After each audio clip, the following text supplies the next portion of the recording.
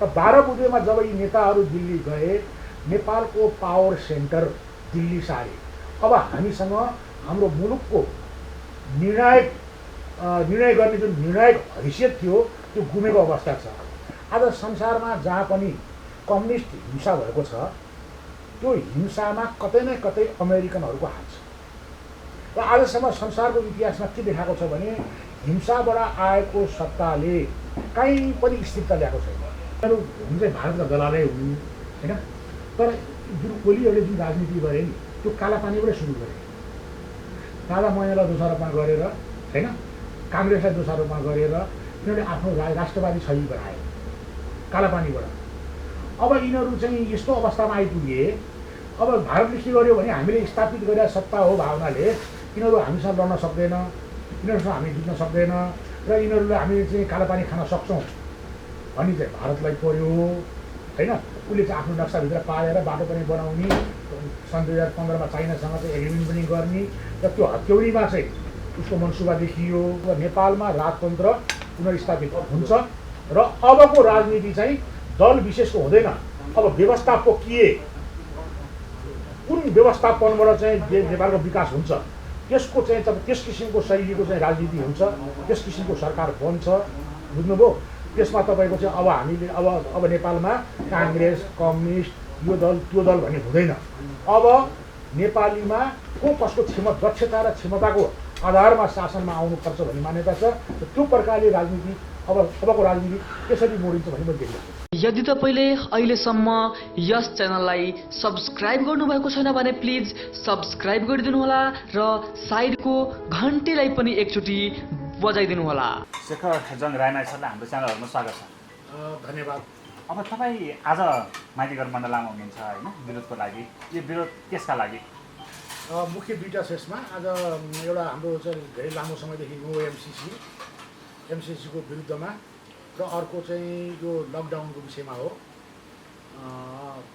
त्यो विषयहरूमा आज हामीले कन्टिन्यू लगातार धेरै पहिलादेखि नै गर्दै आइरहेका छौँ र आज पनि त्यही सिलसिलामा छ। अब यो एमसिसीको विरोध धेरै लामो समयदेखि भइरहेछ होइन, के हो यसको वास्तविकता, किन आन्दोलन? एमसिसीको विषयमा त धेरै कुरा मिडियामा आइसक्यो र अहिले हामी सर्टकटमा म के भन्छु भने जुन नेकपाको कार्यदल थियो एमसिसीको विषयमा, त्यो कार्यदलले दिएको जो सुझाव छ त्यो सुझावलाई मान्दियो भने पनि हाम्रो छ। हामी पनि मित्र राष्ट्रहरूको सहयोग लिन नहुने अथवा एमसिसी चाहिँ खारेजै गर्नुपर्छ भन्ने कुरा होइन। त्यसभित्रका जुन शर्तहरू, जुन कन्डिसनहरू चाहिँ हाम्रो देशको विरुद्धमा, हाम्रो राष्ट्रको विरुद्धमा, हाम्रो चाहिँ मतलब स्वाधीनता स्वतन्त्रताको विरुद्धमा छन्, त्यस्ता प्रावधानहरू हुनुहुन्न। एउटा मित्र राष्ट्रले अर्को मित्र राष्ट्रलाई सहयोग दिने त अन्तर्राष्ट्रिय राष्ट्रिय परम्परै हो। त्यसकारण सिधै हामीलाई चाहिँ त्यो एमसिसीको टोटल एमसिसी नै खारेज होइन कि एमसिसीभित्रका त्यस किसिमका प्रावधानहरू चाहिँ खारेज हुनुपर्छ भन्ने कुरा हो। र मोटामोटी चाहिँ हाम्रो दुई तिनवटा प्रावधान छ। एउटा तपाईँको एमसिसीलाई चाहिँ उनीहरूले चाहेको बेलामा चाहिँ त्यसलाई चाहिँ खारेज गर्न सक्ने अमेरिकनहरूले भन्ने प्रावधान छ। अब त्यहाँ त्यत्रो हाम्रो पनि लगानी हुन्छ, हाम्रो पनि त 13 अरब 14 अरब लगानी हुन्छ होइन। त्यसकारण त्यो दुई पक्ष सल्लाह गरेर चाहिँ गर्न सकिन्छ, कुरा त्यहाँनिर छ। अर्को चाहिँ सबभन्दा खतरनाक चिज के छ भने जुन 8(2) छ कि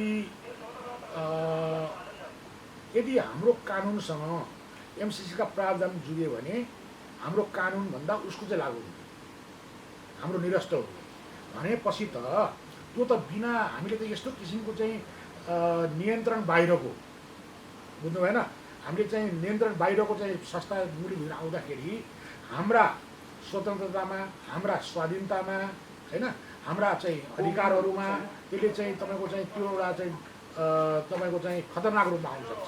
त्यसकारण यस्ता प्रावधानहरू हटाएर चाहिँ स्वच्छ मनले आउनु पर्यो, सहयोगको भावनाले आउनु पर्यो, कलुषित भावना राखेर होइन तपाईँको चाहिँ अब सामरिक चाहिँ तपाईँको चाहिँ जुन इन्ट्रेस्ट सहित त्यो आउनु हुँदैन। त्यसकारण दुईले अमेरिकनले पनि र हाम्रो सरकारले पनि सबैले चाहिँ यो सामरिक तपाईँको चाहिँ इन्ट्रेस्टभन्दा बाहिरको कुरा हो। यो आइपिएस भन्ने जुन छ नि, इन्डो पेसिफिक स्ट्राटेजी, त्योभन्दा बाहिरको कुरा हो। त्यो विशुद्ध त्यो चाहिँ तपाईँको चाहिँ सहयोगको म्युचुअल कोअपरेसनको कुरा हो भन्ने कुरामा हामीलाई आश्वस्त चाहिँ पार्नै पर्छ। अब अमेरिकाले कुनै पनि बुँदा हामीलाई मान्ने हुने छैन होइन, अमेन्डमेन्ट संशोधन अब कसरी अब सुधार गरिन्छ? ठिक छ, अब त्यसरी मान्दैन र उनीहरूको चाहिँ त्यो इन्ट्रेस्ट पुरा गर्नको लागि आशा छ भने न त्यो मान्दैन होइन, उसको सहयोगी भावना छ भने नमान्नु पर्ने कुरा छैन। यदि नेपाल राष्ट्रको विकाससँग नेपालीको विकाससँग त्यो सम्बन्धित छ भने त्यस्ता किसिमका प्रावधानहरू संशोधन गर्नै पर्छ। होइन उसको जुन दुर्भावनासहित त्यो आछ भने हामीलाई आउनुभन्दा नआउँदा हामी फाइदामा हुन्छौँ, हामी खतरा किन मोल्ने, जाने जाने हामी दास किन बन्ने, उसको नियन्त्रणभित्र किन आउने, हामी त स्वतन्त्र मुलुक हौँ नि। र हाम्रो स्वतन्त्रतालाई हाम्रो स्वाधीनतालाई बन्दगी राखेर हामीलाई कुनै पनि सहयोग चाहियो। अब एकताका थियो होइन, इङ्ल्यान्ड बेलायतले संसार कब्जा गरेका थियो, अहिले यो समय छ अमेरिकाले संसार कब्जा गर्न खोज्दैछ। अब सैन्य गतिविधि बढाउँदैछ हरेक देशहरूमा, हामीले देखिरहेका पनि छौँ होइन। अब नेपालमा उसको यो कार्यक्रम योजना विफल जसले पार्छ कि त्यसलाई सुलेमानी बनाइदिने भनेर धम्कीहरू पनि आउन सुरु भइसकेका छ। प्रचण्डलाई पनि यो धम्की आयो भन्ने सुनिएको छ होइन। अब विरोध गर्नेहरूलाई त यस्तै धम्कीले यसलाई टार्न सकिन्छ? अब यो एमसिसीलाई यस्तो भयो भने अब यो त गोकुल बास्कोटाले पनि भनेकै कुरा हो होइन, मन्त्रीको कुर्सीमा बसेर सुलेमानी बनाइदिएला भनेर गोकुल बास्कोटाले धम्क्याकै हो, बुझ्नुहुँदैन। तर तपाईँको चाहिँ के छ भन्नु होला भने अमेरिकन सुपर पावर हो। 90s जब बर्लिनको पर्खाल ढल्यो त्यसपछि विश्वमा एकमात्र सुपर पावरको रूपमा अमेरिकन आयो। अमेरिकाको प्रभाव छ, तर यसको मतलब यो होइन कि हामी तपाईँको चाहिँ अमेरिकनको सुपर पावरसँग झुक्नुपर्ने, डराउनु पर्ने, हाम्रो मूल्य मान्यता, हाम्रा चाहिँ तपाईँको चाहिँ स्वाधीनता, हाम्रा चाहिँ सार्वभौमसत्ताहरू चाहिँ तपाईँको चाहिँ बुझाउनु पर्ने भन्ने कुरो छैन। किनभने ऊ सुपर पावर भए पनि तपाईँको विश्वको सबै शक्तिको बराबर चाहिँ ऊ एउटै शक्ति चाहिँ होइन। सबभन्दा ठुलो चाहिँ मानवीयता हुन्छ, बुझ्नु भएन। त्यसकारण चाहिँ हामी अमेरिकन ठिक छ त, हाम्रो चाहिँ उसको चाहिँ ऊ सुपर पावर रहिरहोस्, हामीलाई दुश्मनी छैन होइन, हामीलाई चाहिँ सद्भाव छ हाम्रो। तर यसको ऊ चाहिँ सुपर पावर भयो भने कि हामी सुपर पावर हुनुहुन्न, हामी बलियो हुनुहुन्न, हामी समृद्ध हुनुहुन्न, हामी सधैँ कमजोर बस्नुपर्छ, यो कुराको मान्यतामा त संसार कोही पनि हुँदैन, हामी पनि छैनौँ। अब प्रधानमन्त्री पनि डराएको होइन यो एमसिसी। अब तपाईँहरूको यो आन्दोलनले चाहिँ कतिको रोल? अब यो डराएको कुरो चाहिँ के हो भन्नु होला भने जसरी यिनीहरूले राजनीति गरे संसारमै के छ भन्नु होला भने यो पहिला कम्युनिस्ट र तपाईँको चाहिँ क्रिस्चियनहरूको लडाइँ थियो, बुझ्नु भएन। कम्युनिस्टहरूको क्रिस्चियनहरूको बिगबिगी भइसकेपछि त्यसलाई इन्काउन्टर गर्नलाई मार्क्सले चाहिँ मार्क्सवाद लेखे, त्यो लेनिनसम्म आयो, अनेक तरिकाले चाहिँ संसार फैलियो र त्यो एउटा प्रतिस्पर्धाको थियो। तर जस पछिल्लो चरणमा आइसकेपछि चाहिँ क्रिस्चियनहरूले क्रिस्चियनिटी फैलाउनलाई लोकतन्त्र र कम्युनिस्टहरू, समाजवादी भनौँ न, कम्युनिस्टहरू दुईटैलाई चाहिँ यो चाहिँ उनीहरूको टुल्सको रूपमा डेभलप भयो। आज संसारमा जहाँ पनि कम्युनिस्ट हिंसा भएको छ त्यो हिंसामा कतै न कतै अमेरिकनहरूको हात छ। र नेपालको पनि जनवादी जुन युद्धहरू भए, जुन सुरुको चाहिँ जुन झापा युद्ध भयो त्यसमा चाहिँ आंशिक रूपमा थियो भने नेपालको जुन तपाईँको चाहिँ 10 वर्षको जुन यिनीहरूले चाहिँ कथित जनयुद्ध भन्छन् त्यो पनि क्रिस्चियनहरूको त्यसरी प्रभाव थियो भन्ने कुरा त आजकल प्रमाणसहित छताछुल्लो भइसक्यो होइन। उनीहरूले उग्रवादीहरूलाई प्रयोग गरेको चाहिँ संसारमा उदाहरण प्रशस्त छ।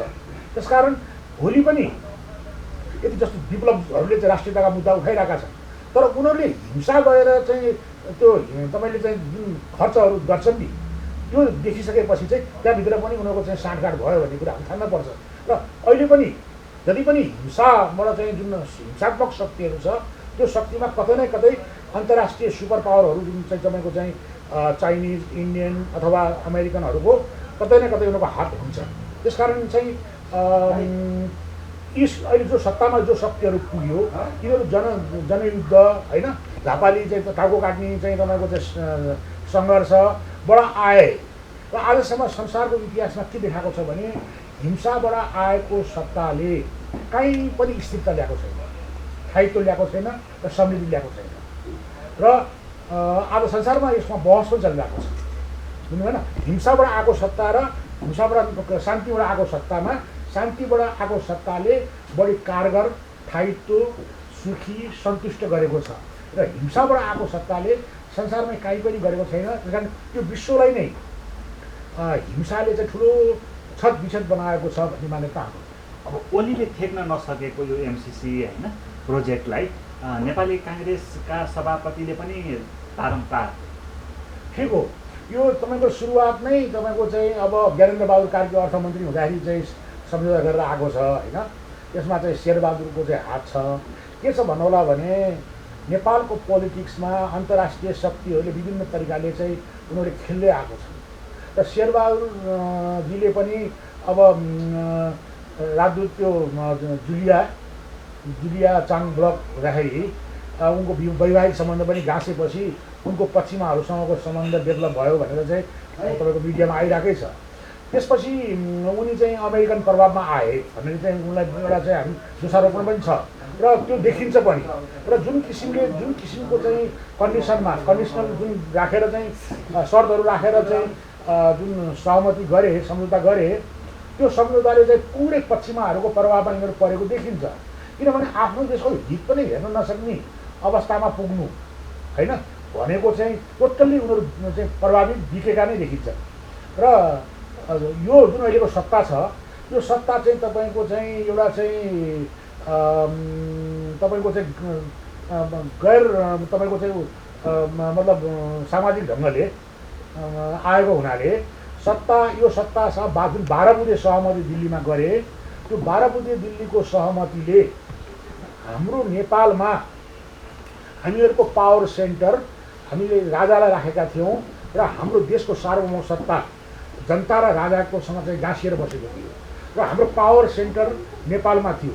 हाम्रो देशको बारेमा कुनै पनि निर्णय हामी नेताहरू राजाहरू बसेर हाम्रो निर्णय गर्थ्यौँ र 12 बुँदेमा जब यी नेताहरू दिल्ली गए नेपालको पावर सेन्टर दिल्ली सारे।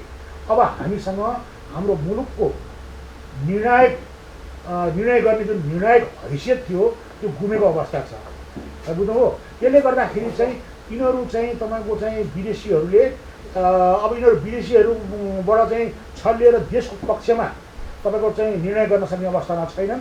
त्यस कारण यिनीहरू बढी प्रभावित छन् जसले कि देशलाई चाहिँ नोक्सान पुर्याइरहेको छ र त्यसकारण यस्ता खालका दलाल प्रवृत्तिका होइन विदेशीहरूको दास प्रवृत्तिका चाहिँ सत्तालाई हामीले चाहिँ अपदस्थ गर्नुपर्छ, विस्थापित गर्नुपर्छ भनेर हामी जनसमक्ष आइरहेको। अब ओली सामु एउटा मात्रै विकल्प के छ भन्दाखेरि एमसिसी पास गर्नको लागि स्टेट अफ इमर्जेन्सी लागू गर्ने भन्ने कुरा छ। यो कुरा सुनिरहेको छ, कहिले राष्ट्रपतिलाई भेट्ने होइन, कहिले प्रधान न्यायाधीशलाई भेट्ने, कहिले नेपाली सेनालाई भेट्ने। अब यो कुराहरूमा तपाईँलाई के डर छ, लागू हुन्छ? अवस्था के छ भन्नुहोला भने यिनीहरू यदि अगाडि बढिसके अब तपाईँको चाहिँ यो सम्झौता हाउसबाट पास गर्न नसक्ने हो भने तपाईँको यिनीहरूको अन्तर्राष्ट्रिय साथ चाहिँ पुरै डुब्छ। यिनीहरू फटारै छन्, यिनीहरूको हैसियत रहन्छ र यिनीहरूको जनसमर्थन पनि रहन्छ भन्ने कुरा छर्लङ्ग यिनीहरू नाङ्गिन्छन्। अब पास गर्ने हो भने नेपाली जनता असङ्गठित रूपमै पनि हरेक कुनाबाट काप्चाबाट यसको विरुद्धमा उठिसके। सत्ताधारी पार्टीमै पनि ठुलो जनमत चाहिँ विपक्षमा छ। कङ्ग्रेसको पनि सुसुप्त नबोलेको तर केही जनमत त्यहाँ पनि छ, राष्ट्रवादी जनमत। त्यस्तै प्रकारले तपाईँको चाहिँ राष्ट्रवादी देशभक्तहरूको चाहिँ जुन जनमत छ त्यो त पूर्ण चाहिँ अगेन्स्टमा छ होइन। यो अवस्थामा पास गरौँ पास नगरौँ दिनभरिको शिकार, पास गरौँ कान्छाबाबुको अनुहार भन्ने अवस्थामा ओली पुगेको छ। त्यसको छटपटाहटमा चाहिँ सत्ता छ तर अर्थमन्त्रीले प्रधानमन्त्रीले जुन किसिमले चाहिँ उनीहरूले चाहिँ बाहिर प्रोभोक गरिरहेको छन्, उनीहरू पास गर्छु पास गर्नुपर्छ, यो पास नगर्नु के अरे यसो विरोध गर्नु भनेको चाहिँ अज्ञानता हो भन्ने कुराहरू रामशरण महत, शेरबहादुर देउवा, ओली, यो हाम्रो डाक्टर खतिवडाले गरिरहेको छन् जुन चाहिँ नाजायज कुरा हो र यो पास गर्न हुँदैन। पास गऱ्यो भने टोटल जनमत सडकमा आउँछ र सिंहदरबार घेरेर सत्ताबाट विस्थापित हुन्छन्। अब सङ्कटकाल लगाएर भए पनि एमसिसी पास हुने जो शङ्का जो चिन्ता भने यिनीहरूले लकडाउनलाई पनि दुरुपयोग गरिरहेका छन् बुझ्नुभयो। संसारमा चाहिँ लकडाउन धेरै ठाउँमा भयो, तर लकडाउन पछिको व्यवस्थापन कसरी गर्ने भन्ने कुरामा यिनीहरू चुके। लकडाउन गर्ने बाहेक बुझ्नुभयो, जुन देशमा तपाईँको चाहिँ 40% मान्छेहरू चाहिँ दैनिक जलाधारी छन्, श्रमजीवी छन्, सर्वहारा छन् होइन, जसको चाहिँ बिहान कमाएर बेलुका खानुपर्छ, ती मान्छेहरूलाई व्यवस्थित गरिएन। हेर्नुहोस् बुझ्नुभयो, सडकमा चाहिँ आँसु चुहाउँदै पसिना झार्दै 7 दिन 10 दिन 400-500 किलोमिटर पैदल हिँडेको हाम्रो आँखा अगाडि देखियो। अशक्त तपाईँको निमुखा असहायलाई कुनै व्यवस्था भएन होइन। एकचोटि चाहिँ 5-7 किलो कुहिएको चामल दाल बाँडियो, त्यसपछि सरकार जवाफदेही छैन, गैर जिम्मेदार रूपमा बसेको छ। र त्यसपछि तपाईँको चाहिँ अब कतिवटा हाम्रो चाहिँ हेर्नुहोस् त, साना पसलेहरू, साना होटल रेस्टुरेन्टहरू गर्नेहरू, दैनिक काम गर्नुपर्नेहरू, मजदुरहरू, तपाईँको चाहिँ श्रमजीवीहरू, टिचरहरू, तपाईँको विद्यार्थीहरू, कसैलाई पनि यसको अलिक वैज्ञानिक तरिकाले भनौँ, हाम्रो नेपालीले बुझ्ने गरेर त्यो भन्नुपर्छ। र व्यवस्थापकीय रूपमा यो टोटल्ली फेल, यसले केही पनि गरेन। अर्कै उल्टो डरलाग्दो कुरो त के गर्यो भन्नु होला भने, तपाईँको चाहिँ यसले चाहिँ जुन टाइममा लकडाउन जुनलाई गर्यो ठिक छैन, यसले साउथ एसियामा सबभन्दा पहिला हामीले लकडाउन गऱ्यौँ भने, तर लकडाउन गर्नुभन्दा अगाडिदेखि नै त WHOले त वार्निङ गरिरहेको थियो नि होइन। जुन विदेशबाट आउनुपर्ने ठाउँबाट चाहिँ त्यो चेक नभएर, ट्रेसिङ नगरेर कत्रो समस्या आयो। इन्डियाको बोर्डरमा राखेर त्यस्तै समस्या आयो। समस्या लकडाउनले सुल्झाएर चाहिँ तपाईँको चाहिँ रोगलाई चाहिँ कन्ट्रोल गर्न भन्ने ठाउँमा झन् समस्या बल्लाएर रोग विकराल रूपमा ट्रेसिङ कन्ट्रोलभन्दा बाहिर छ, ट्र्याकिङ कन्ट्रोलभन्दा बाहिर छ होइन। र रोग कहाँ घुसको आगो जस्तो सङ्ख्या छ कि भनेको अवस्थामा देशमा अहिले तपाईँको चाहिँ कोरोनाको भयङ्कर भय र त्रासको अवस्था चाहिँ छ। यसको मुख्य कारण चाहिँ सरकारको असक्षमता नै पहिलो कारण हो। र यो लकडाउनलाई तपाईँको यिनीहरूले अब सत्ता जोगाउने बुझ्नु भएन ढालको रूपमा प्रयोग गर्दैछन्। र यिनीहरूले चाहिँ तपाईँको चाहिँ जस्तो मोटर बाइकमा 2 जना बस्नु नमिल्ने होइन, तपाईँको चाहिँ के अरे आम सभा जुलुस, अभिव्यक्तिको स्वतन्त्रता पुरै चाहिँ बन्द गरेर जुन किसिमको हिजो जुन तपाईँको बालुवाटारमा जसरी सामाजिक सञ्जालका युवाहरूले 1500-2000 मान्छे मास्टिएर थियो नि, जसरी आए, जसरी त्यहाँमाथि चाहिँ 11 सेल चाहिँ तपाईँको चाहिँ असुल ग्यास प्रयोग हो, पानीको फोरा हालेर जुन निर्मम तपाईँको चाहिँ दमन गरियो नि, यसले के देखिन्छ भने सरकार अब चाहिँ उसलाई चाहिँ आफ्नो पक्षमा जनमत छैन। हामी नाङ्गिसकेका छौँ। जनता र सत्ताको सम्बन्ध बिल्कुल टुटिसकेको छ। त्यसकारण अब भएर त्रास धम्काएर दमन गरेर शासन गर्ने इच्छा राखेको छ। जुन संसारका कस्ता ट्याङ्क भएको चाहिँ तपाईँ रुसी सत्ताहरूले सकेन। जनता सबभन्दा ठुलो शक्ति हो। जनतालाई चुनौती दिएर कुनै पनि सत्ताले चाहिँ विजय प्राप्त गर्दैन र यो सत्ताको पतन निश्चित छ। अब प्रधानमन्त्री ओलीजीले भारतसँग चाहिँ नझुक्ने होइन त्यस्तो राष्ट्रवादी अडान सम्भवतः अहिलेसम्मका कुनै पनि प्रधानमन्त्रीले यतिको लगेको छैन। तर यो MCCमा अमेरिकासँग यसरी झुक्नुपर्ने कारण चाहिँ के देख्छ? यसको कुरो के छ भन्नु भने भारत यिनीहरू हुनु चाहिँ भारतका दलालै हुनु होइन। तर जुन ओलीहरूले जुन राजनीति गरे नि त्यो कालापानीबाटै सुरु गरे। राजा मैनालाई दोषारोपमा गरेर होइन, काङ्ग्रेसलाई दोषारोपमा गरेर यिनीहरूले आफ्नो राष्ट्रवादी छवि बनाए कालापानीबाट।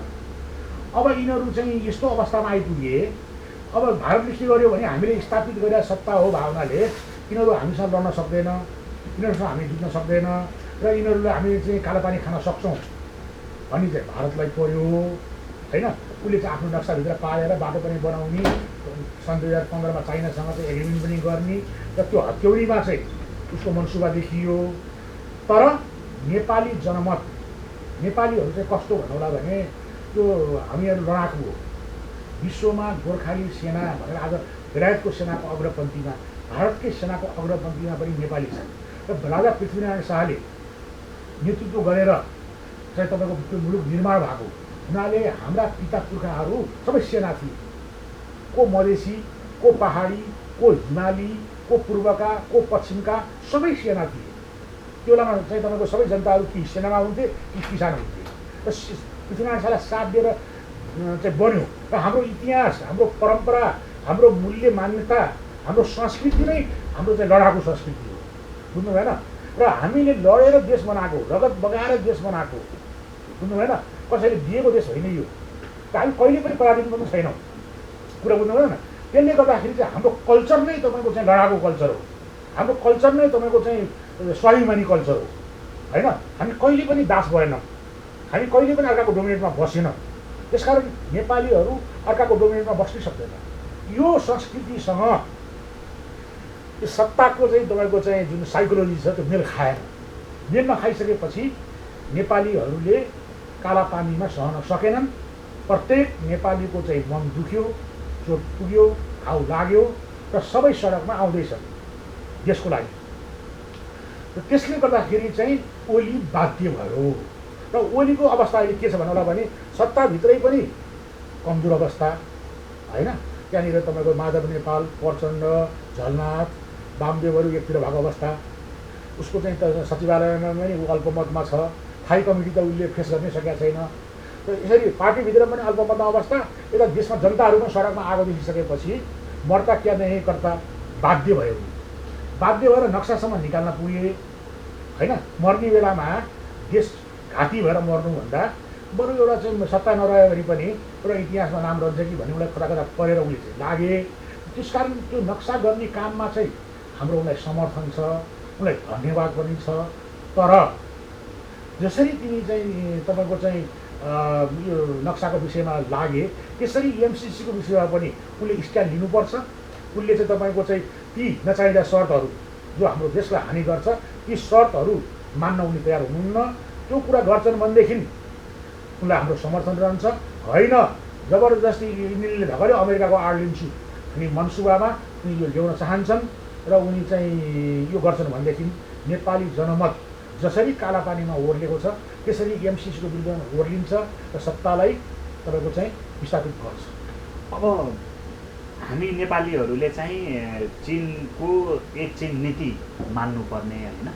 उसका थुप्रै प्रान्तहरू छन् जो अहिले पनि लडाइँहरू भइरहेको छन्, युद्धहरू गृहयुद्धकै रूपमा पनि हामीले लिन सक्छौँ, देखिरहेको छन्। तर पनि हामीले एक चिन नीति मानिदिनुपर्ने। हाम्रो लिपुलेखसँग सम्झौता भारतसँग गर्दाखेरि चाहिँ उसले हाम्रो अस्तित्व पक्षमा किन बोलेर होइन त्यस्ता कुराहरूमा चाहिँ ऊ किन बोल्दैन? मुख्य कुरा के छ भन्नुलाई भने चिनले चाहिँ जहिले पनि साइलेन्ट कुटनीति छ एउटा कुरा। दोस्रो कुरो चाहिँ उनीहरूले चाहिँ पोलिटिक्स चाहिँ उनीहरूले निर्यात गर्दैन, उनीहरूले बिजनेस निर्यात गरिरहेको छ, इकोनोमी निर्यात गरिरहेको छ होइन, कनेक्टिभिटी बढाइरहेको छ। तर उनीहरूले चाहिँ पोलिटिक्स निर्यात, उनीहरूको पोलिटिक्स नै निर्यात हुने खालको पनि छैन, त्यो गर्दैन पनि, गरेको पनि छैन। र अर्को कुरो के चाहन्छ भने चाइनिजहरू चाहिँ भारतमा एउटा चाहिँ के भने 1.25 करोड 1.25 अरबको चाहिँ ठुलो जनसङ्ख्या छ, ठुलो मार्केट हो। अहिले अमेरिकनसँग चाहिँ व्यापारिक युद्ध भइरहेको बेलामा त्यो भारतको मार्केट चाहिँ उनीहरूलाई त्यसबाट रिकभर गर्नलाई ठुलो महत्त्वपूर्ण हुन्छ। त्यस कारण उनीहरू आफ्नो इन्ट्रेस्टमा हेर्छ। कुनै पनि मुलुकहरूले तपाईँको चाहिँ आफ्नो इन्ट्रेस्टमा काम गर्ने भयो भने चाइनाले आफ्नो इन्ट्रेस्टमा काम गर्छ। त्यस कारण फेरि उसको भनाइ के छ भने त्यो कालापानीको विवाद चाहिँ भारत र नेपालको द्विपक्षीय हो। हामी त त्रिदेशीय बिन्दुमा आएर भारत र नेपालको चाहिँ बाँकी कुरा मिलेपछि तेस्रो बिन्दुमा मात्रै हामी इन्भल्भ हुन्छौँ। अहिले द्विपक्षीय राखेर चाहिँ सौहार्दपूर्वक वार्ता गर भन्ने उसको भनाइ छ। त्यो भनाइ करिब करिब डिप्लोमेटिक हिसाबले हेर्दा ठिकै पनि छ होइन। अब ऊ चाहिँ तपाईँको चाहिँ नेपालको लागि भारतसँग चाहिँ रिस्क मोलेर भारतलाई चिराएर नेपाललाई सहयोग गर्ने पक्षमा चाहिँ म देख्दिनँ। त्यो जायज पनि छ होइन। हाम्रो लागि चाहिँ हामीलाई बोल्नुहोस् भन्ने हाम्रो चाहना भावना होला, तर चाहिँ उसले लाग्नु हुँदैन। र अर्को कुरो के छ भन्नु होला भने म चाहिँ के भन्छु भने भारतसँग अझै चाइनाभन्दा पनि भारतसँग दुईटै हाम्रा छिमेकी हुन्, तर हाम्रो तिनतिर चाहिँ सिमाना भएको र हाम्रो चाहिँ भारतसँगको हजारौँ वर्षको सम्बन्ध, भारतसँगको सम्बन्ध र नेपालको सम्बन्ध एउटा दल, एउटा व्यक्ति, एउटा समाजले निर्धारण गर्दैन। यो बहुत ठुलो चाहिँ पौराणिक सम्बन्ध छ। हाम्रो सांस्कृतिक सम्बन्ध छ, ऐतिहासिक सम्बन्ध छ र हाम्रो रोटीबेटीको सम्बन्ध पनि छ, बुझ्नु हुँदैन। त्यसले गर्दाखेरि हामीले भारतसँग, भारत हाम्रो यस्तो छिमेकी हो जुन छिमेकी हामीले सार्न पनि मिल्दैन र हामीले चिडाउनु पनि मिल्दैन। त्यसकारण हामीले हाम्रो कूटनीतिक क्षमता विस्तार गरेर हाम्रा तर्कहरू, हाम्रा पक्षीहरूलाई भारतीय जनतामा, भारतीय विद्वानहरूमा, भारतीय बुद्धिजीवीहरूमा, भारतीय संसदमा हामीले हाम्रा पक्षहरू राख्न सक्नुपर्छ। यसको लागि सबभन्दा ठुलो कुरो चाहिँ के छ अहिलेको सत्तालाई भने जुन यिनीहरूले चाहिँ दिल्लीमा बसेर यहाँ सुरुङ युद्ध भन्थे, उसलाई सुनिएका टोयलेटबाट निस्किन्थे। जुन किसिमको युद्ध गरेर भारतकै पैसा, भारतकै हतियार, भारतकै खाद्यान्न, भारतकै गोली, भारतकै तपाईँको चाहिँ परिचालन, भारतकै डाइरेक्सन होइन निर्देशनमा जुन युद्ध गरेर यिनीहरूले जनयुद्ध नेपालीको लागि युद्ध भनेर जुन गफ दिए, त्यो गफ नै प्रमाणित भयो। आज उनीहरू भारतसँग के छ भन्नुलाई पनि साइकोलोजिकल मनोविज्ञान, यिनीहरूलाई त तपाईँको भारतले त दास देखिरहेछ, फुच्ची देखिरहेको छ, यिनीहरूको औकातै ठुलो देखिरहेको छैन। त्यस कारण जब उनीहरूले बराबरी देखिरहेको छैन भने उनीहरूले हेर्ने नै हो। त्यस कारण यो सबै हिजोको चाहिँ करतुतको नतिजा हो। त्यसकारण हामीले तपाईँको चाहिँ गल्ती गर्नुहुन्न, गलत काम गर्नुहुन्न, बुरा कामका बुरा नतिजा भन्छ नि। त्यसकारण चाहिँ हिजोको गल्ती कामले गर्दाखेरि यिनीहरूको आज यो समस्या समाधान गर्ने हैसियत गुमेको छ, साख ओर्लेको छ। त्यसकारण अब नेपालको राजनीतिमा अब कुनै पनि किसिमले नेपाली जनता भ्रमित हुनेवाला छैनन्। अब कुनै वाद, कुनै सिद्धान्तको चक्करमा लाग्नेवाला छैनन्। अबको राजनीतिको चाहिँ आधार चाहिँ तपाईँको चाहिँ नेपालवाद अथवा नेपाली मौलिकतामा आधारित हुन्छ। अब नेपालीहरूले नेपालीपन खोजेको छन्, नेपाली माटोसँग जोडिएको चाहिँ तपाईँको चाहिँ नीतिहरू खोजेका छन् र त्यसको लागि चाहिँ अब नेपालमा राजतन्त्र पुनर्स्थापित हुन्छ र अबको राजनीति चाहिँ दल विशेषको हुँदैन।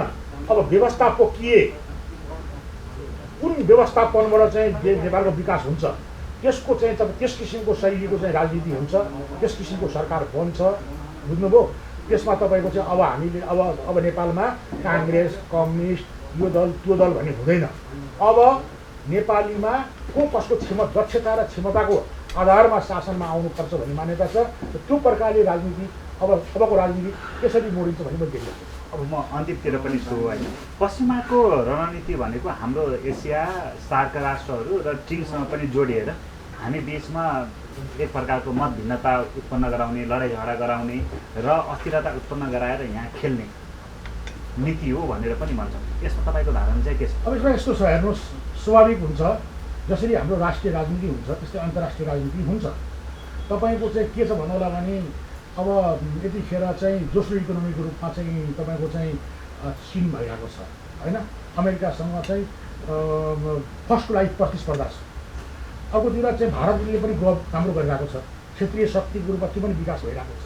त्यसकारण अब तपाईँको चाहिँ के देखिन्छ भन्नु होला भने 5-7 वर्ष यतादेखि 10 वर्ष यतादेखि चाहिँ अब चाहिँ साउथ एसियामा ठुलो जनसङ्ख्या छ यहाँ होइन। 1.5 अरबको चाइना छ, झन्डै 1.5 अरबको इन्डिया छ, झन्डै चाहिँ विश्वको झन्डै तपाईँको चाहिँ 40% जनसङ्ख्या साउथ एसियामा छ। त्यसले गर्दाखेरि त्यो सामरिक महत्त्व बढेर आयो र भारत र नेपालको बिचमा के भारत र तपाईँको चाइनाको बिचमा नेपाल भएको हुनाले नेपालको चाहिँ सामरिक महत्त्व स्वाभाविक रूपमा बढ्छ। त्यसले गर्दाखेरि यहाँ उनीहरूको प्रभाव बढाउनु होइन, उनीहरूको पहुँच बढाउनु चाहिँ उनीहरूको लागि आवश्यक हुन गएको छ। त्यसको लागि उनीहरूले त्यसरी आइरहेका छन्, त्यो आउँछन् पनि। तर हामीले उनीहरू आउँदाखेरि हाम्रो स्वार्थलाई घात नहुने गरेर, हाम्रो हितलाई चाहिँ तपाईँको चाहिँ ख्याल गरेर हामीले चाहिँ व्यवहार गर्नुपर्छ र हाम्रो तपाईँको स्वार्थको चाहिँ हामीले चाहिँ रक्षा गर्न चाहिँ सक्नुपर्छ। मैले त्यसरी देख्छु। त्यस कारण उनीहरू आउँछन् तर हाम्रो स्वार्थमा आउनु, उनीहरूको स्वार्थ चाहिँ पुरा हुने, हामीलाई घात हुने किसिमले कुनै पनि सम्बन्ध कुनै पनि चाहिँ हुन दिनुहुन्न।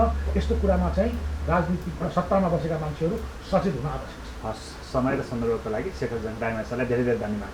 यहाँलाई पनि मेरो कुरा राख्ने मौका दिनुभयो, त्यसको लागि धेरै धेरै धन्यवाद छ। समाजको आवाज.com